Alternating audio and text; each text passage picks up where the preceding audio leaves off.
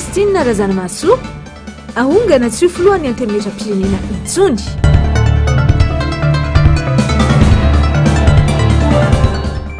Alaitra Varira tranga telo tao tanatin'ny 3 volana.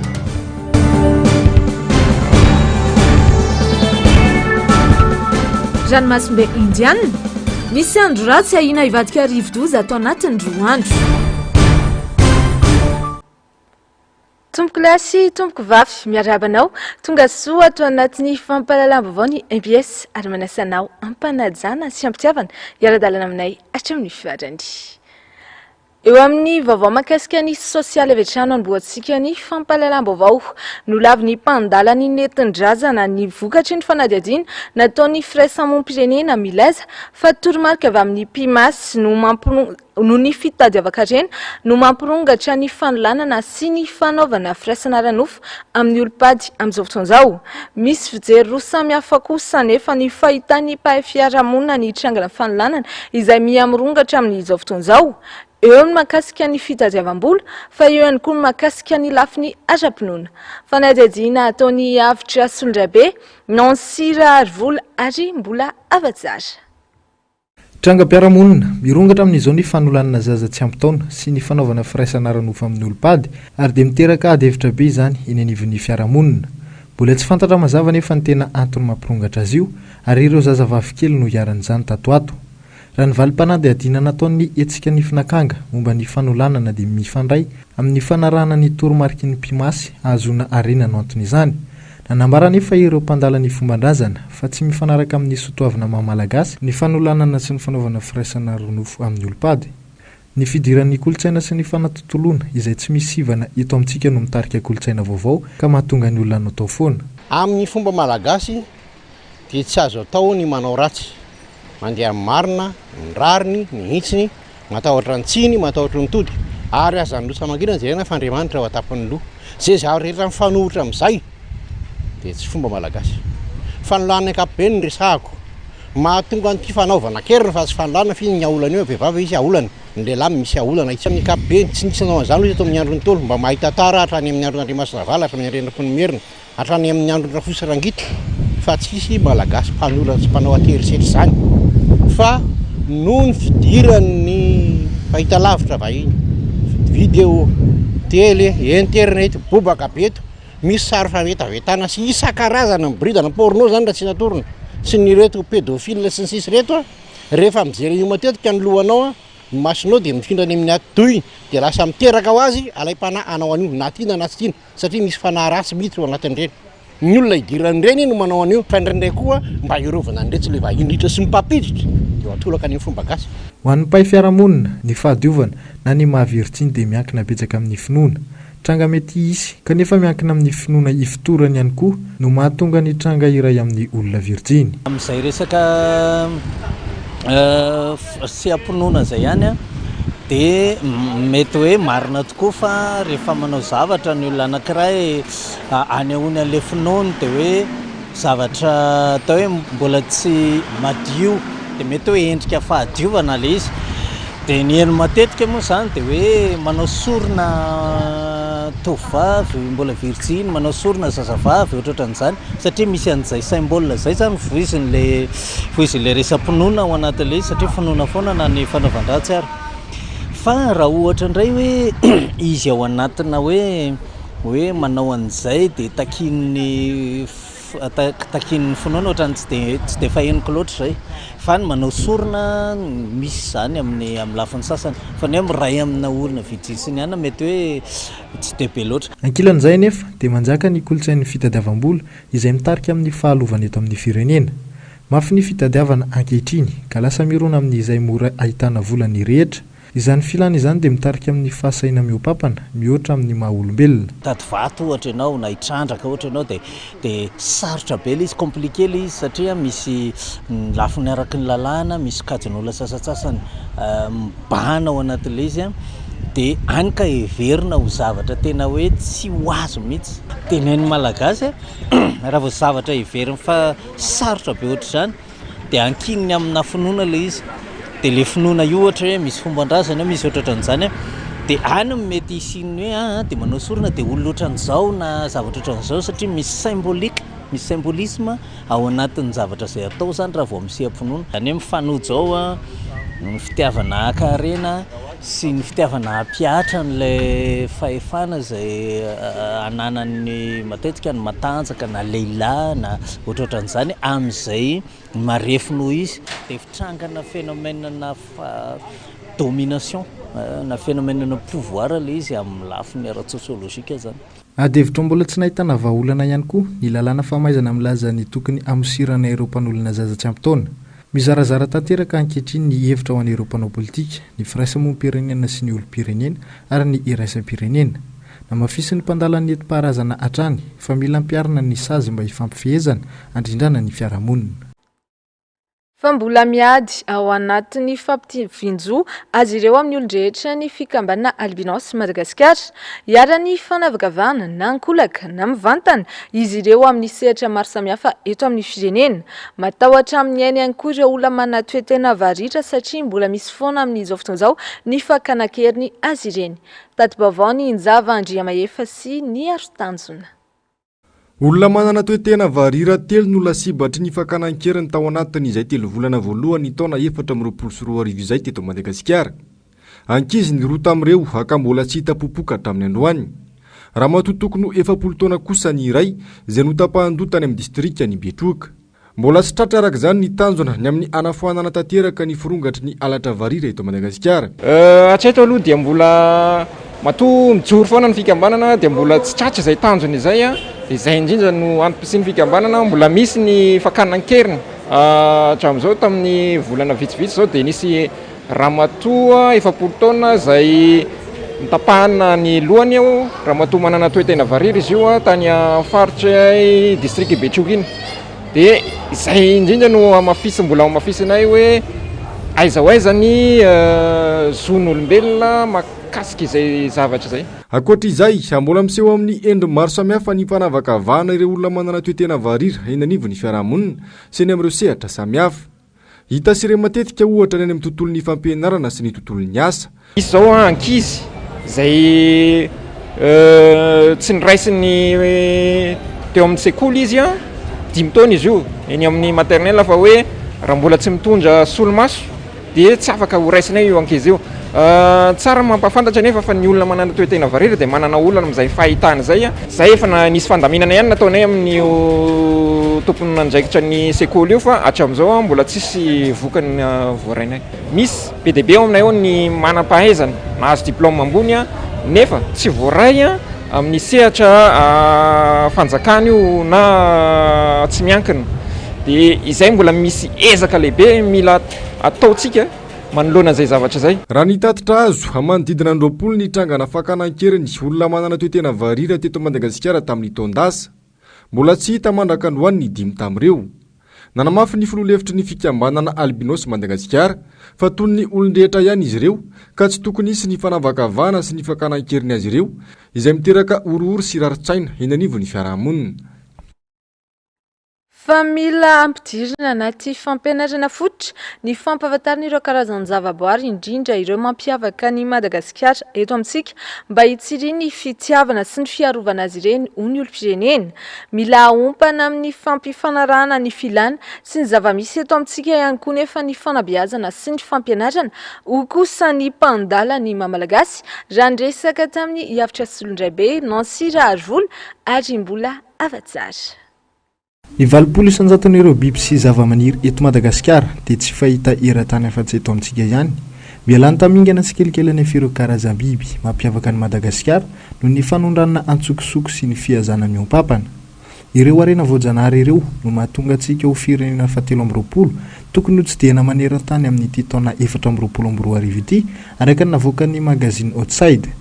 Isan'ny tandindondoza amin'izany ny sokatra avy any atsimo na ny sokaka noho ny fanondranana samihafa makany Azia. Vitsy amin'ny olom-pirenena nefa no mahafantatra ireo biby izay tokony arovana eto amintsika. Tsapan'izy ireo anefa fa mieretra izany ankehitriny ka mila fandraisana andraikitra indrindra ny anivon'ny sehatra ny fampianarana. Gidro dia ny voaizany fahalantamingana mihitsy satria amin'ilay fandranana azy, ilay fananana azy zany mampahalantamingana anazy. Tokony ao anatin'ilay fampianarana an'ilay fampianarana an'le ankizy zany sy ny lehibe fa tsy ny ankizy ihany zany moa mbo hiafantatsany resaka zavaboary ohatrany tsy dia misy fiarovana firy izy tsy ohatrany taloha tokony ampidirina amin'ny ankizy any amin'ny ambaratonga fototra zao mbola zao dia zao le ankizy kely zao dia ampianarina azy. Lesoka goavana mitarika amin'ny tsy fitiavan-tanindrazana tafiditra ao anatin'izany ny zavaboary hita eto Madagasikara ny tsy fanoritana mazava ny fanabeazana sy ny fampianarana hifanaraka amin'ny filan'ny malagasy. Variana manaraka ny lafim-pampianarana avy any ivelany isika hoy ny mpandala ny fomba malagasy ka tsy mahagaga raha mihasimba ny firenena. Zay tiany teniny dia tiany tanindrazana ary tiany firenena. Koa miteny raha papa mamako ina raha taririna no diako. Faharoa manaraka an'kazany le fanabeazana sy famitehana ny kolotsaina any amin'ny télé, any amin'ny tantara, any amin'ny radio, raha ny fanabeazana amin'ny ankapobeny mihitsy aloha. Zany anontanianareo dia tsy mifanaraka amin'ny malagasy. Ny malagasy zany dia tokony be amin'ny tenin'ny razany fa tsy ny tenin'ny reny zany hoe frantsa reny malala dia akolaka zay dia français ny ampiasaina fa amin'ny tenin'ny razany zay razana eviana dia razana malagasy. Mianatra amin'ny tenin'ny razany dia ny zavatra eto an-tanàna ny anarana nampianarina azy girafe dia lion dia éléphant fa tsy fantany ay zany kobobo ay zany tsipoy ay zany sorodra ay zany varika ay zany vitsy ay zany bilambo sy ny tsy fantanyko. Rehefa tonga eo fitondrana izy ohatrany izy nga malala an'izany dia mifampiangana zany zay ny raha fampianarana sy ny fiarahamonina iainan'ilay olona amin'izao fotoana. Raha ny sokatra radio fotsiny izao dia nisy hatramin'ny 12 tapitrisa izany ny taona 1990. Antsasany sisa izany tamin'ny taona 13 izany hoe 9 tapitrisa araka ny taremarky ny VVF. Mitoy ihany anefa manoloana izany ny fiompiana, ny fihinanana sy ny fanondrana ireo sokatra na samy voararan'ny lalàna ary izany rehetra izany. Ankehitriny tsy misy afa-tsy sokatra iray ao anatin'ny hektara iray sisa no hitany atsimo andrefana araka ny tatitry ny diraidy avy any an-toerana. Raha ny vinavina dia any amin'ny taona 20 any dia tsy ahita sokatra intsony ny taranaka malagasy raha mitoy hatrany io fomba io. Ivadika eo amin'ny lafim-baovao mahakasika ny fifidianana kosa indray isika. Miantso ireo mpino kristianina amin'ny androm-pifidianana ny 20 Mey ho avy izao ny avy eo anivon'ny fiangonana FFKM. Fifidianana manakaiky vahoaka hoy izy ireo natao ka izay no antony antsoina izy ireo ny mpino mba havitrika amin'ny fifidianana ho avy. Miantso ireo mpino hanoratra sy hanamarina ny anarany ao anatin'ny fifidianana ihany koa ny FFKM. Totosa marina moa ny fivavahana iraisam-pinoana ho fanokafana amin'ny fahatsiarovana ny tolom-panafahana 770 tetsy amin'ny FLM 67 hektara. Mbola hijano eo amin'izay vaovao mahakasika ny fifidianana izay hatrany efa nikatona ny fanamarinana sy ny fisoratana anarana ao anatin'ny lisam-pifidianana araka ny tetry-andro nomeny seny 20 andro tao aoriana ny 20 febroary lasa teo. Manodidina ny 570 isan-jato ireo navita nanao ny adidiny nanamarina ny mombamomba azy ho an'ny fokontany Manoritsoa Antsinanana manokana. Tsy nisy ny fahadisoana tao an-toerana ary nizotra ampilaminana izany ary efa lasa eny ny senimo ny lisam-pifidianana ho an'ity fokontany ity. Fa ny adedina ataony ando miaratsiana sy ny ari-tanjona. Nomena 20 andro tao aorian'ny fanavozana manontolo ny lisam-pifidianana ny olom-pirenena hanamarinana na hanitsinana ampidirana anarana ao anaty lisam-pifidianana tao aorian'ny 20 febroary lasa teo. Niankina betsaka tamin'ny olom-pirenena ny fandavirarin izany teo amin'ny fokontany. Dila ny feptaona efa naverina ny miseniny lihitra ho an'ny fokontany Manaritsoa Antsinanana.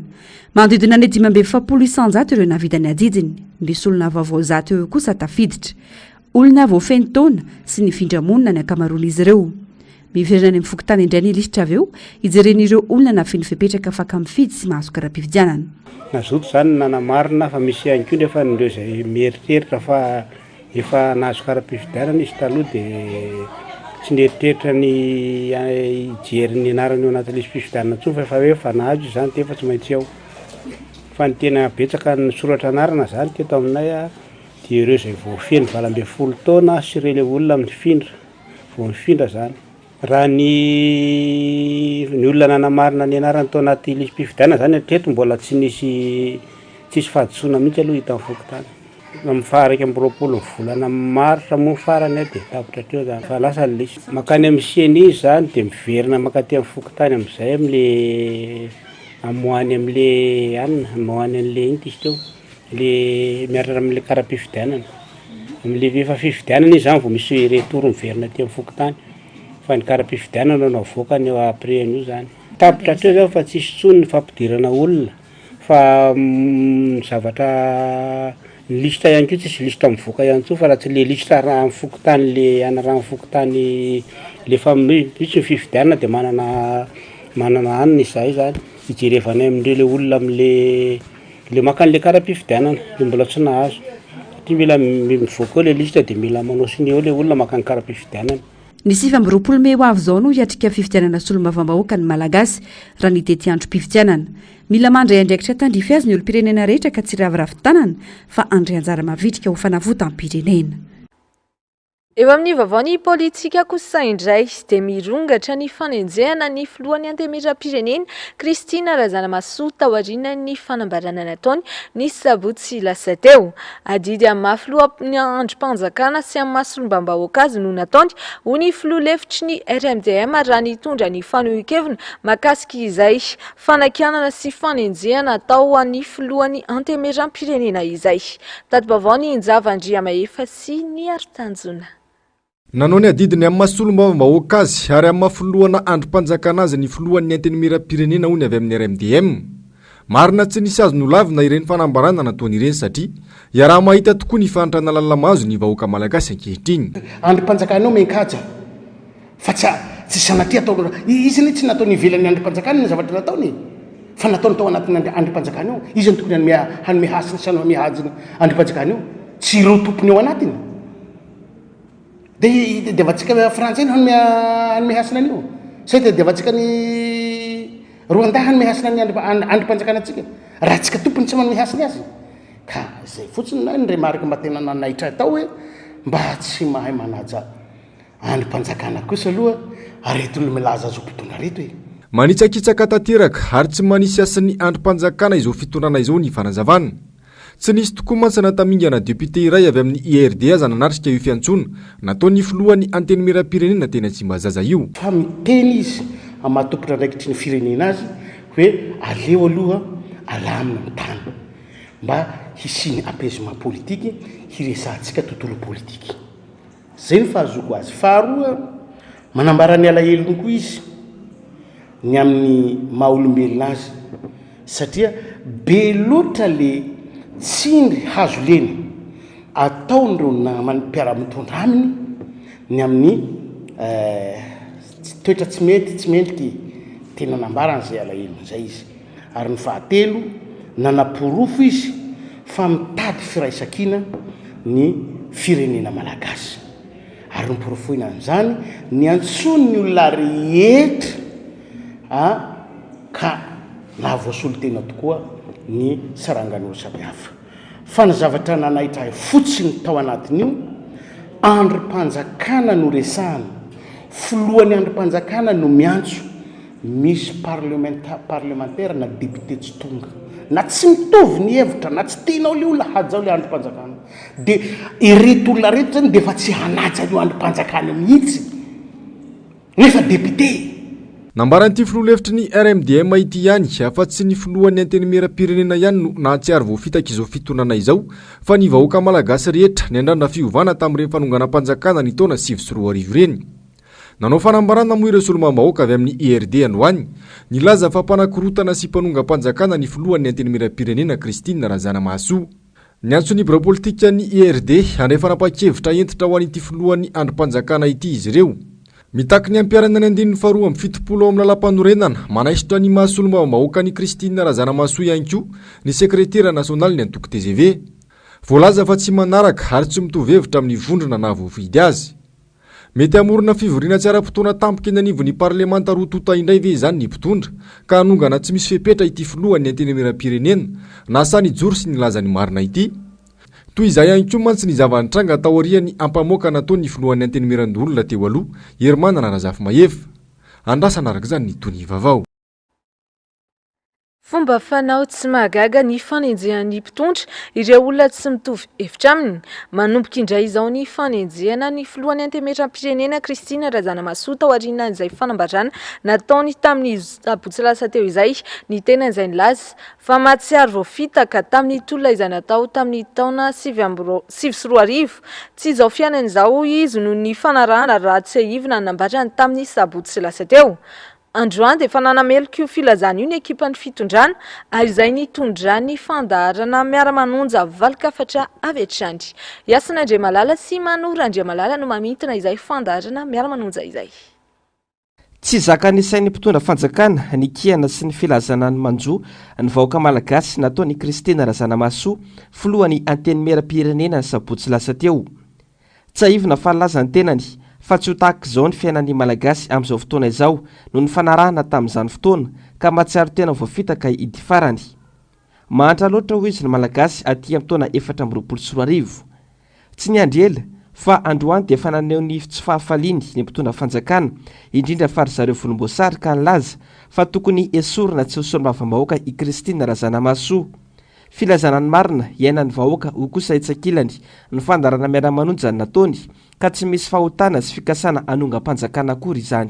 Inona ny fotana mahafato sy eloko ty faneho-kevitra nataony ramatoa Kristina Razanamahasoa ty. Ary inona mo amin'ity zavatra niresahan'i Kristina Razanamahasoa ty no fanakorotanana na fikononkononina fanonganam-panjakana. Apetratsika mihitsy izany fanontaniana izany. Filazana ny zavatra niainany tamin'ny 2022. Filazana ny zava-misy amin'izao fotoana izao. Ary nambara mazava fa hoe adidiko no miteny an'izany satria olom-boafidy aho. Io ramatoa Kristina Razanamahasoa. Ary zay tokoa nge nataon'ny olom-boafidy. Dia olom-boafidy indray no mamaly azy zay tokony mahita an'ilay zavatra iainan'ny vahoaka any amin'ny circonscription électorale. Zay nahalany andreo député nanao fanambarana tany amin'ny Solimo Hotel Landroandreo. Tsy fantako. Mandroso tsara ve ny any aminareo any atsimo any, ny any fianaratsy ho any ny sasany joro teo, mipetraka teo. Manahoana ny fandrimpahalemana, manahoana ny vidim-piainana, manahoana ny fahantrano, manahoana ny délestage. Iaina ny vahoaka misy any aminareo any, ianareo any atsimo nosy, ianareo any avaratry nosy, efa sambatra ny vidiny lavany ve ny malagasy any aminao any sambava any. Fa inona ny eloko ty fanambarany ty? Ny fandarana miara-manonja moa dia arahinao isan'andro ny alatsinainy hatramin'ny sabotsy manomboka amin'ny 2 ora tolakandro. Tsy misy asa vita sy fampandrosoana ato anatin'ny fikorotana sy ny tsy fitovi-kevitra hoy ny mpanao politika raha nitondra ny fanehoan-keviny mahakasika ny zava-misy sy ny raharaham-pirenena amin'izao fotoan'izao. Fandrebirebena ny saim-bahoaka no betsaka ary tsy misy fampandrosoana vanina fa vao maika aza miamikorosofana ny firenena. Tsy maintsy roso amin'ny fifampiresahany ka tsamba-olana ary tsy azo idovirana ihany koa ny fifidianana solombam-bahoaka izay akinany NDB ny firenena ho hiatran'ny mpanao politika Christian Taber raha niresaka tamin'ny andro miaratiana sy ny aro-tanjona. Mikorosofana hatrany ny fiainam-bahoaka fampanantenana pokaty sy fandriberibena saim-bahoaka ny betsaka nandritra ny fijoroana izao governemanta izao ny azo antoka ho ny mpanao politika tsy zavatra ho vita anatin'ny fikorotanana sy tsy fitovi-kevitra resaka ny ambiny. Fangadalana olo fotsiny diversion fotsiny regny. Sisy zavatra ho vitanao anatin'ny vaza atoandro zany anaty fikorotanana anatin'ny fitovian-kevitra na izy samy mpitondra ara.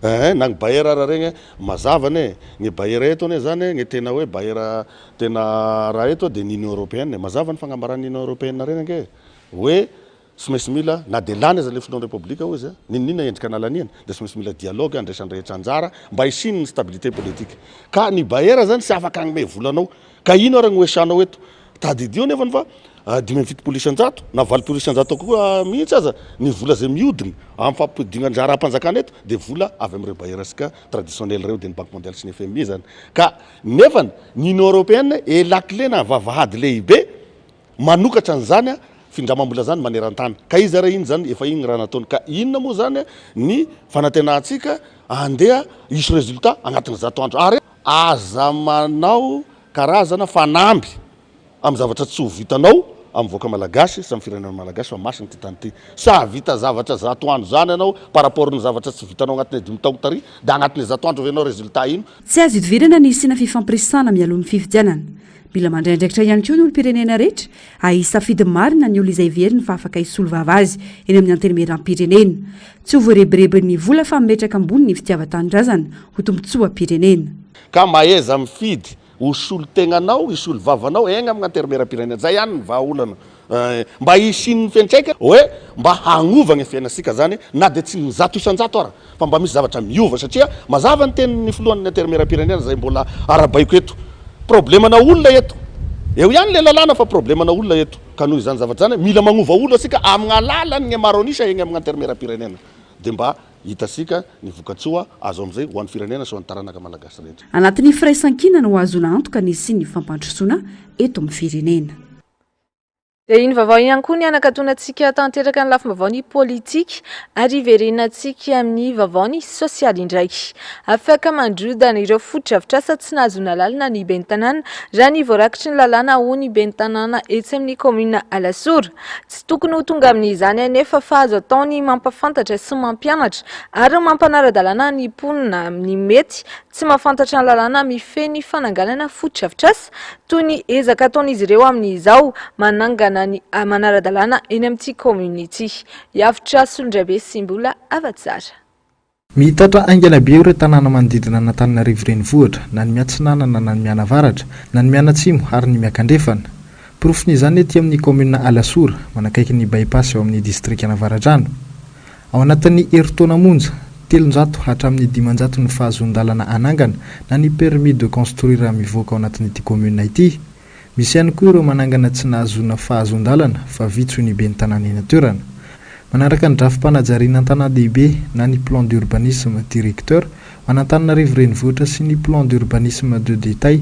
ho an'ny faritry bypass ity komina ity raha ny lalàna larana 524 tsipika 20 tamin'ny 3 febroary 2024 momba ny plan d'urbanisme d'habitat dia misy ny dingana samihafa arahina ary mety ho tonga hatramin'ny fandrodanana manontolo raha tsy nahazo alalana ilay fotodrafitrasa miezaka hatrany anefa ny komina mirosa amin'ny fifampiresahana sy ny fampanarahan-dalàna mba hisoroana amin'izay fandrodanana izay voalohany indrindra dia tonga eny aminareo eny ny police de l'aménagement avy amin'ny commune na avy amin'ny ministère na avy amin'ny service régional ny aménagement du territoire mametraka ny atao hoe arrêt des travaux mila de mila manantona ny ity amin'ny manam-pahefana manao ny pitsopitsony amin'ny taratasy rehetra ary raha ohatra ka azo anorenana lay tany azonao atao le projet anao zany dia afaka régularisena fa raha ohatra kosa ka ao anatina tany zay tsy azo anorenana dia ny lalàna manome fahefana ny ben'ny tanàna andrava anio fanorenana tsy ara-dalàna zay ataonao io arodany io ao anatin'ny 270 ka raha mbola tsy mandrodana ihany ianao dia ray volanao arinan'izay mandalo eo anivon'ny filankevitry ny tanàna ny dossier anao dia mialalana ny ben'ny tanàna ny filankevitra ary amin'izay fotoan'izay tena miafara ny fandrodanana tanteraka mety maharitra hatramin'ny 4 herinandro eo ny faharetan'ny famohanan'ny fahazon-dalana anorona miankina amin'ny pitsopitsony samihafa eny amin'ireo ambaratonga isan-tsokajiny anefa ny mahatonga izany dia mila fantarina ny zavatra azo atao sy azo tanterahana eo ambonin'le tany izay ny atao hoe prescription d'urbanisme ary ny service régional ny aménagement du territoire no mamea an'izay taratasy zay ahafahana mahafantatra zany hoe inona no azonao atao eo amin'io tany io rehefa azo zay dia arak'izay zany no anaovana ny permis de construire zay ianao vao mameny commune Alasora ireo taratasy mahakasika amin'ny fananatany zany hoe certificat de situation juridique sy ny mombamomba izay projet ho ataonao eo ambonin'le tany eo zany hoe eo amin'ny 3 herinandro hatramin'ny 2 volana eo zany raha ohatra ka misy fivezivezena zay vao mivoaka ny permis Eo amin'ny vaovao mahakasika ny finoana kosa indray ny fampianarana sy ny fanofanana mila mafisina mba tsy ampivoana ny mpitory ny filazantsara izay miha-mahazo vahana amin'izao fotoana izao eto Madagasikara. Hoy mpampiofana mpitory filazantsara Lanto Erika Randriana ary malala saripady ny asa fitoriana ny filazantsara ka tsy tokony atao atsirambina hoy hatrany fanazavany. Tatobavao ny Injava Andriamaefa sy ny Artanjona. La, afatsika vavy. Awa. Efa vita ny ekografia vavy a. La izy teo. To makatizy. Ina ny ekografia zavady? Lela. Afatsika vavy zany izao. Okay. Niteraka resabe ary nanafitoin'olona maro tao anaty tambazotra serasera tao ity horonan-tsary ity. Horonan-tsary mampiseho fa mahavita mamadika seksana zaza ao Ankibo anoho ny herin'Andriamanitra ity mpitandrana tamina fiangonana zandriny iray ity. Saripady ny asa fitoriana filazantsara ary tsy tokony hivoana amin'ny fampianarana sy ny voalazan'ny Baiboly ireo manao izany hoy ny mpanofana mpitory filazantsara. Ina mety ho danger zany dia indraindray raha ohatra ka tsy ampy loatra ny fiofanana eo amina mpanompon'Andriamanitra mitondra fiangonana dia mety misy dérive, mety misy zavatra tsy dia tena hoe ara-Baiboly. Dia ho anay mijery lavitra dia mahita hoe noho ny atanoranana natonga an'izay fietsika nataon'izay nafana fobe izy hoe ain'Andriamanitra ny zavatra rehetra dia nataon'le satria izay le fanerin'le olona ary ain'Andriamanitra marina ny zavatra rehetra kanefa amina domaine ohatr'izany sensible be satria raha Andriamanitra namorona atsika taranaka Damasevitsika dia efa nisy izany lasy ny vavy ka raha mipetraka atao anaty kibo hoe lahy iny mety tsy antsarantsika angamba ny manovany ho lasa vavy. Atoe zavatra taka ireny no ilana fanamafisana ny fiofanana sy ny fanaramaso ho an'ireo mpitory filazantsara eto Madagasikara mba tsy hivoana amin'ny fampianarana sy ny voalazan'ny Baiboly. Tsy misy raha teo ny lalàna mandrara ny fitoriana filazantsara sy ny fananganana fiangonana eto amintsika saingy anjaran'ireo ray aman-dreny ara-panahy no mifehy azy ireny tsy hivoana amin'ny fampianarana natao. Aleoko lavitra mahita an'zareo mandeha manokatra fiangonana mitory filazantsara dia mety manao tsony izy fa ny fiara mandeha no afaka itsy.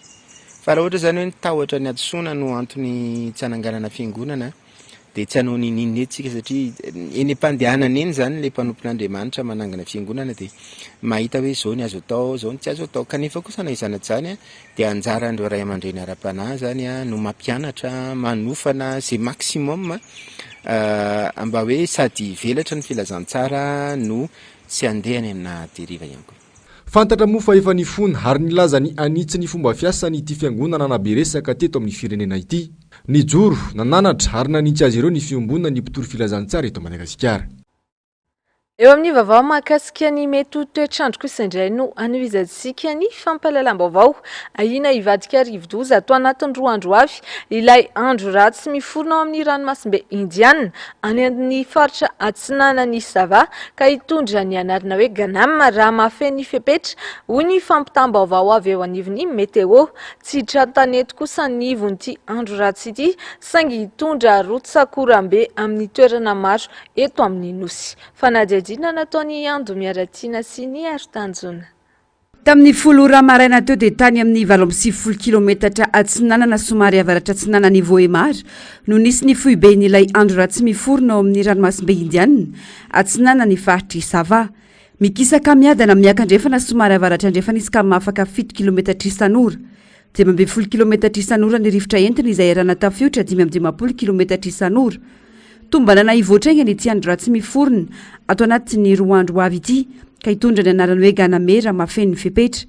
Tsy ahina hiditra ny tanety izy saingy anaraka ny morontsiraka avaratra atsinanana. Dia misy fiforonana andro ratsy ao avaratra atsinanan'ny faritry Sava ao raha ny vinavina dia ina ny ivadian'ny rivo-doza atao anatin'ny 2 andro manaraka. Raha toa moa mahafeno fepetra izy ao anatin'izay dia hitondra ny anarana Gamane. Raha ny fizotrany dia mizotra miakandrefana izy zany hoe miamanantona ny morontsiraka avaratra atsinanana eny.